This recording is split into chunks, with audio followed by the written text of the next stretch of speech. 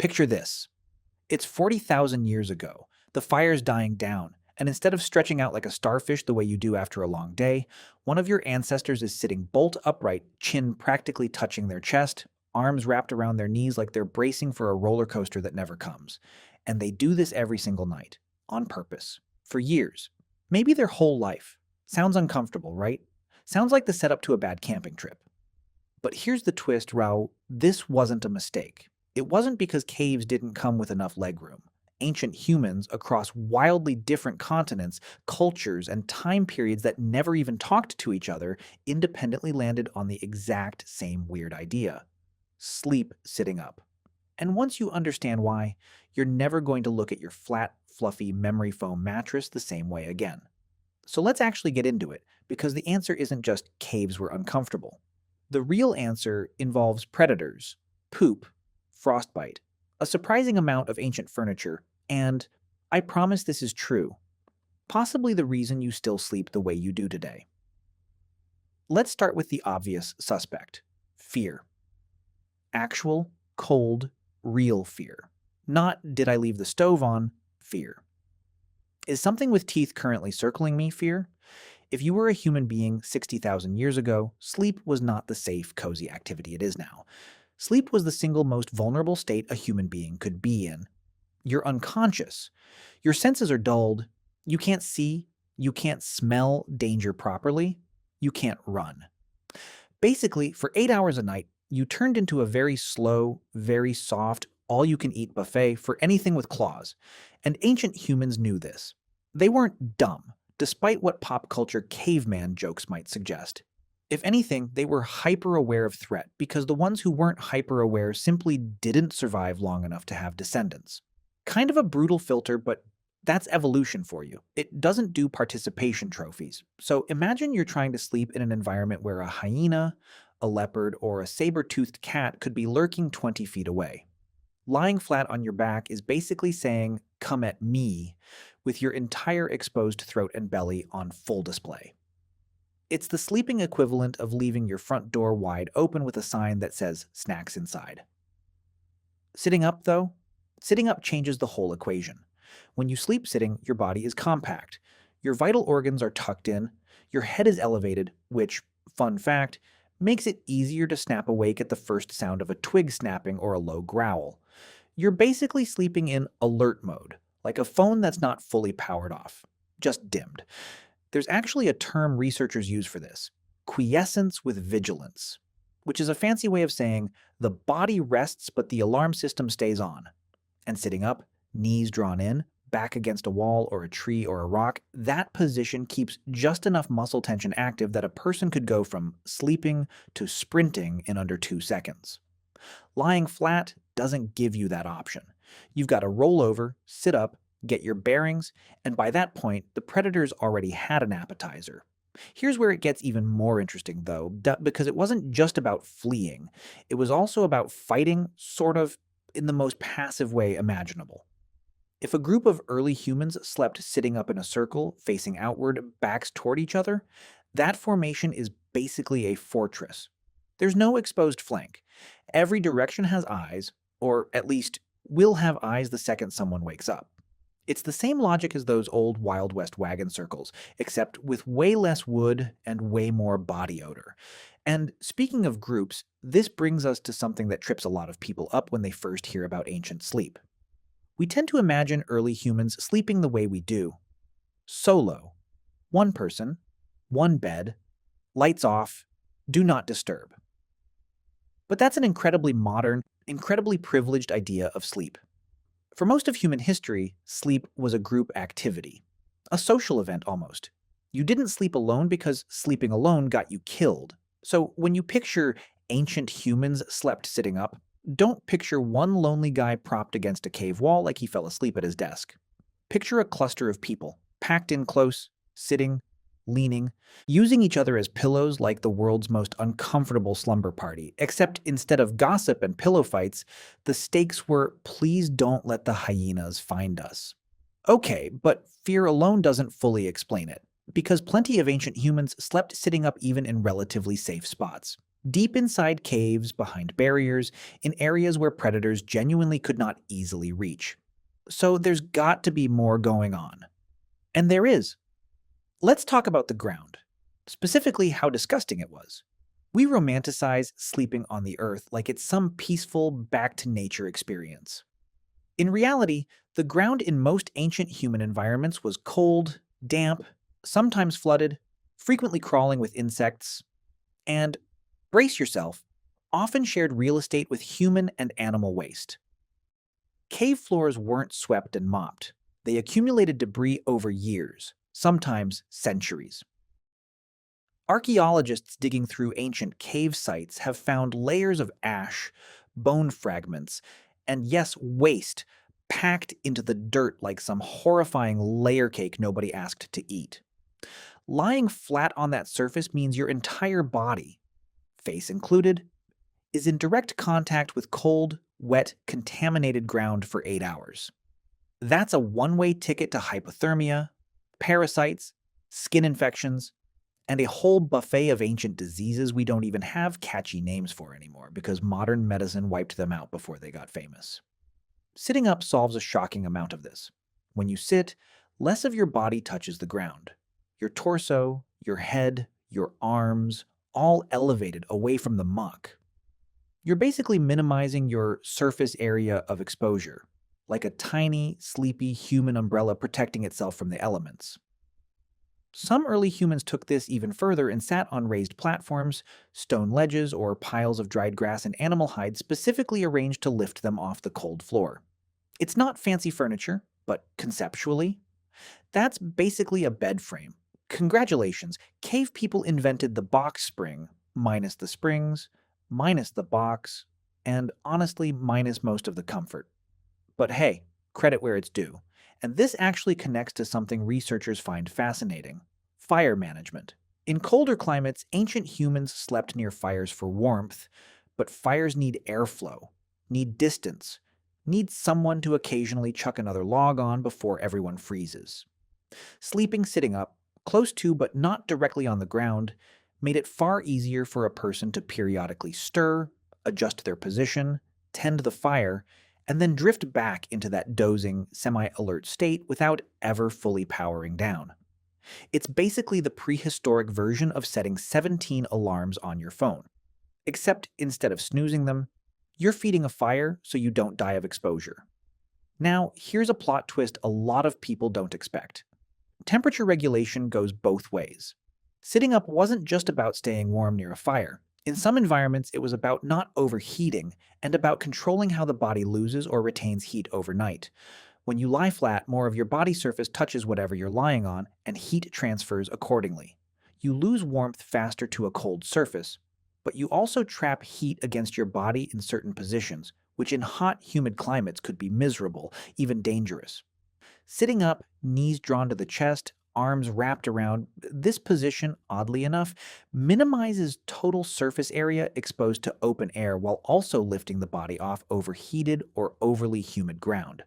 It's like the human body naturally trying to solve a thermodynamics problem in its sleep without a single physics textbook in sight. Some anthropologists point out that this seated, curled position is remarkably close to the fetal position, which might not be a coincidence.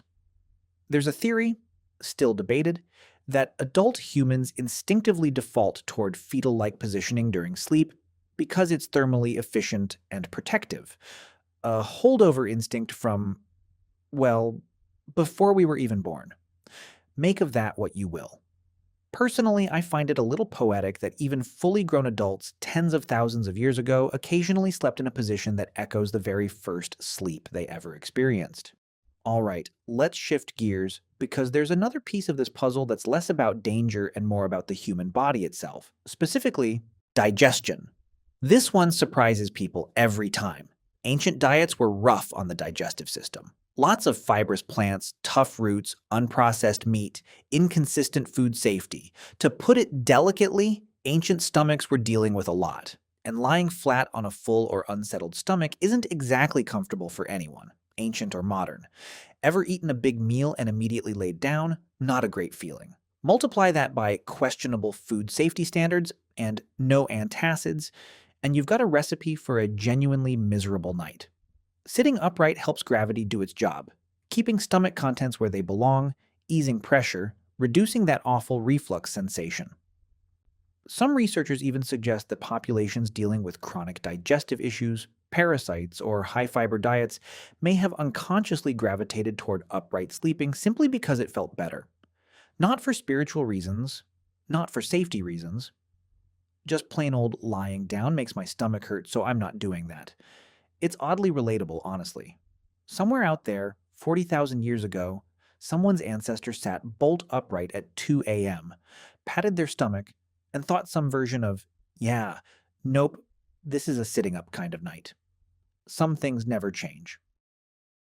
Now let's zoom out from biology for a second and talk culture, because sitting up sleep wasn't just a survival hack. In several ancient societies, it became a genuine tradition, sometimes even a status symbol. Take certain regions in ancient Asia, where specialized headrests and seated sleeping platforms weren't reserved for the desperate. They were used by people of relatively high status. Sleeping upright, propped with supports, wasn't a sign of we're too poor for beds. In some contexts, it was closer to we've refined sleep into a controlled, dignified, almost ceremonial act. There's something almost funny about that if you think about it. Some ancient elite were essentially sleeping in the same posture as someone who dozed off on a long-haul flight in economy class. Except one group considered it a mark of prestige, and the other is just trying to survive a connecting flight through 3 time zones. In parts of ancient Africa and among various indigenous groups across different continents, seated sleep, sometimes with the back supported by a wall, a tree trunk, or a specially carved wooden headrest, persisted well into recorded history, not because people didn't know any better, but because it worked. It regulated hairstyles that took hours to prepare, since lying flat could ruin elaborate braiding or wrapped styles overnight. It preserved specific ceremonial body paint or markings. It even had ties to certain beliefs about spirits, dreaming, and the boundary between rest and vulnerability. The idea that a fully flattened, fully vulnerable body might be more susceptible to whatever unseen forces people believed wandered at night.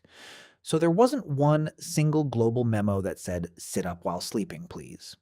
Instead, we're looking at multiple unconnected human groups, separated by oceans and thousands of years, independently arriving at the same basic conclusion through completely different reasoning: predators, hygiene, temperature, digestion, status, spirituality. Different problems, same surprisingly elegant solution. And that's honestly one of the most fascinating parts of this whole topic. It's not one story. It's dozens of separate stories that all point in the same direction, almost like different labs running the same experiment and getting the same result without ever comparing notes. Now, you might be wondering, if sitting up was so practical, so widespread, so clearly beneficial in certain contexts, why don't we do it anymore? Why is nearly every modern human lying flat, sprawled across a mattress the size of a small country, completely horizontal, completely exposed, the way our ancestors would have considered borderline reckless? The short answer: circumstances changed and comfort won. Once humans started building actual secure shelters, solid walls, locked doors, controlled environments, the predator threat dropped dramatically. Nobody's worried about a saber-toothed cat wandering into a modern apartment, unless you've got a very unusual pet situation, in which case that's a different video entirely. Once hygiene improved, actual floors, actual bedding, controlled temperature, indoor plumbing, the avoid contact with the disgusting ground problem essentially vanished. And once food safety and general health improved, the digestive discomfort that pushed some ancient people towards sitting up became far less common. In other words, sitting up sleep wasn't some flawed early attempt at rest that we eventually corrected. It was a smart, adaptive response to a specific set of problems. And when those problems disappeared, so did the need for the posture. Lying flat isn't objectively better sleep. It's just better sleep for people who no longer need to worry about being eaten, freezing, or lying face down in something unspeakable. There's actually solid modern science backing up why lying flat is more restorative once safety isn't an issue. Deep, restorative sleep, the kind your brain needs for memory consolidation, hormone regulation, and basic cellular repair, happens more efficiently when your entire body can fully relax, muscles included. By the way, if you want to go even deeper into the secret lives of ancient humans, I just launched a full course called The Secret Lives of Ancient Humans. 10 modules, 3+ hours of content covering everything we never talk about on YouTube. What they feared, how they communicated, what hunted them, and much more. Plus an exclusive PDF guide included. Link in the description. See you inside. Sitting upright, even in a supported position, keeps certain postural muscles slightly engaged the entire night. Your body never fully lets go. It's like trying to fully relax while holding a plank position. Technically possible for stretches of time, but not exactly a deep, restful experience. So ancient humans sleeping upright were very likely operating on a sleep deficit compared to what we experience today. They were surviving, sure, and functioning, but almost certainly not hitting the same depth of restorative sleep modern humans get on a flat, safe, supported surface. Which honestly adds another layer of respect to the whole thing. These people weren't just surviving rough conditions during the day, they were doing it while chronically under-rested night after night for their entire lives. And they still managed to build tools, raise families, create art, migrate across entire continents, and pass down enough knowledge that we're still talking about them today. Meanwhile, some of us can't function without 8 hours in a specific pillow arrangement. Kind of puts things into perspective. Here's a fun little postscript, though, because the story doesn't fully end in the ancient past. Upright sleep never actually disappeared completely. It just got rebranded and specialized. Ever fallen asleep sitting up on a plane, a bus, in a waiting room chair, at your desk during a particularly boring meeting? Congratulations, you've briefly reconnected with tens of thousands of years of human sleep history. Your body slipping into that same semi-alert, upright, ready to snap awake posture isn't random. It's an old default option that your body still remembers how to use, even if you never consciously chose it. It's less comfortable, sure, and you'll probably wake up with a sore neck and a strange little bit of drool on your shoulder, but structurally, biologically, you just did what your ancestors did nightly, purely by accident, on your commute home. There's also the well-documented first night effect, where people sleep noticeably worse the first night in an unfamiliar place. A hotel, a friend's house, a tent while camping. Researchers have found that part of one hemisphere of the brain actually stays more alert than usual in unfamiliar environments, almost like a built-in night watchman refusing to fully clock out. Sound familiar? That's essentially a diluted, modern echo of the exact same vigilance system that pushed ancient humans to sit upright in the first place. We didn't lose that instinct, we just don't need to act on it as dramatically anymore, because our bedrooms usually aren't full of active threats. Usually. So why did ancient humans sleep sitting up?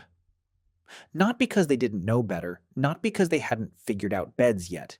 They slept sitting up because it was a genuinely smart, layered solution to a genuinely dangerous set of problems. Predators lurking in the dark, filthy and freezing ground, digestive systems under constant stress, and in some cultures, deep-rooted beliefs and social customs that turned a survival tactic into a lasting tradition. It's easy to look back at ancient humans and assume we've simply improved on everything they did, upgrade after upgrade, like each generation is just a better software patch than the last. But sleep posture tells a more nuanced story. Ancient humans weren't doing it wrong. They were solving for their environment brilliantly with the tools and knowledge available to them. We're not doing it right either, really. We're just solving for a completely different environment, one with locked doors, mattresses, and blessedly, a distinct lack of hyenas circling the yard. And maybe next time you collapse face first onto your bed after a long day, stretched out, fully horizontal, completely defenseless to anything that might be lurking in your very safe, very locked bedroom. Spare a thought for the countless generations before you who never got to enjoy that simple luxury. They sat up, backs against stone, knees pulled in, half listening for danger in the dark, night after night, for their entire lives. You get to just flop. Genuinely, that's not nothing. That's the quiet payoff of tens of thousands of years of humans slowly, painstakingly making the world just a little bit safer. One campfire, one wall, one locked door at a time. So tonight, when you're lying there, comfortable, flat, safe. Just remember, you're sleeping like royalty compared to your ancestors. Enjoy it. They definitely would have.